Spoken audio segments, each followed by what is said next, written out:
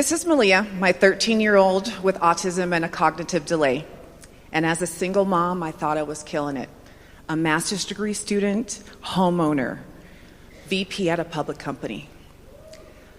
I also hid my emotions, the anger, the sadness, the loneliness. You see, my daughter Malia had become so violent, she was hitting me on a daily basis.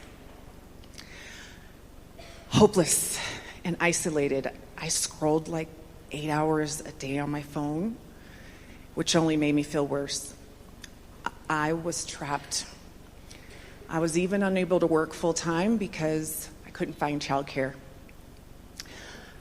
Near mental health breakdown, I made the heartbreaking decision that I couldn't care for her any longer. And this was difficult because she's my world and I love her. So I shut down the social media. I got a WhatsApp group together. And these ladies were my local support team. They brought me meals. They ran errands for me. And they even endured her violence to support me. You see, this story really isn't about Malia. It's about my experience going from isolation to engaging my community who supported me. You all are going to have challenges as well. Job loss, broken heart, a lot of things, because life be lifin'. But you don't have to do it alone. I'm going to share 4 ways to build connections in the workplace. But we're going to start with the loneliness epidemic. Young adults are now almost twice as likely to have loneliness than the elderly.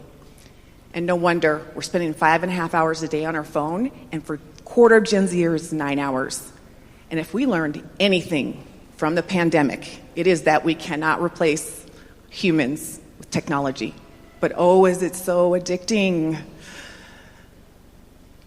What's even more surprising is that people who have chronic loneliness actually avoid social situations more and even can be more standoffish and view them more negatively. These are things perhaps we never even considered when we started working on back to work efforts.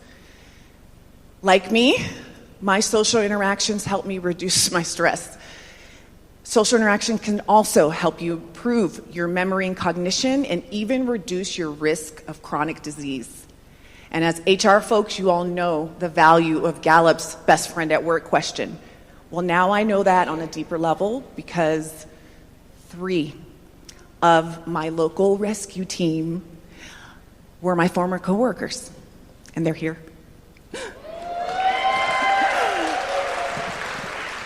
So I'm going to share some tips in how I help organizations really build intentional engagement at work. Number 1 is vulnerability.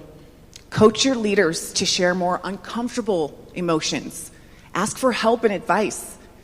And you know I had to bring in some Brene Brown. It's the risk we have to take if we want to build connection, right?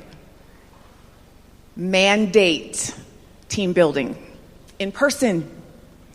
This is time set aside for sharing, appreciation, and most importantly, fun. Did you know that when humans come together to move our bodies and do activities together, our brainwaves actually synchronize? Hint number 3, synchronized engagements. Offer yoga, meditation, even singing or dancing together. Volunteering is also a huge way that we can build belonging and trust. It is primal for us as humans to come together and give of ourselves to our community. And lastly, building digital wellness must be a part of your mental health benefits. Digital wellness focused on helping your employees, encouraging them to digitally detox, setting boundaries around when they respond to messages. I'm happy to report that Malia now lives 9 minutes from me in a group home, and her behavior and every part of my life has improved. I know you all are moving mountains to support your teams,